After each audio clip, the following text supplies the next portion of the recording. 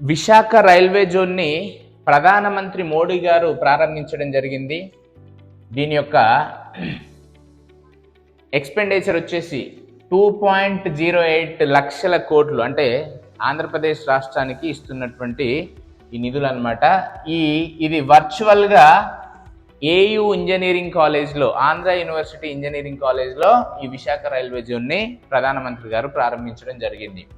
వీళ్ళ యొక్క main concept ఏంటంటే 2047 నాటికి 2.5 ట్రిలియన్స్ ఎకానమీ అనేది మన రాష్ట్రానికి తీసుకురావాలనేది కాన్సెప్ట్. ఈయన మోడీ గారు స్పీచ్ ఇస్తూ సింహాచలం వరాహ లక్ష్మీ నరసింహస్వామి పైన ప్రమాణం చేస్తూ ఈ స్పీచ్ని ప్రారంభించడం జరిగింది.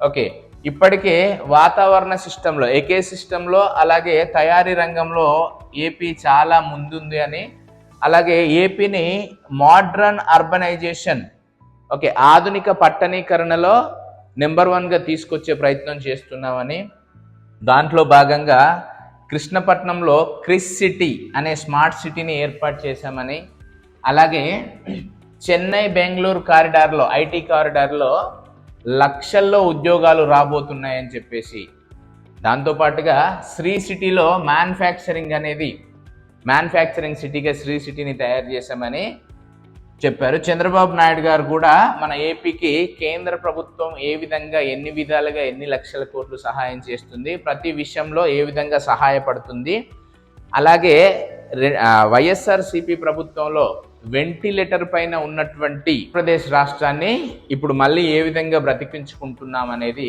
మన సీఎం చంద్రబాబు నాయుడు గారు ఈ స్పీచ్లో చెప్పడం జరిగింది.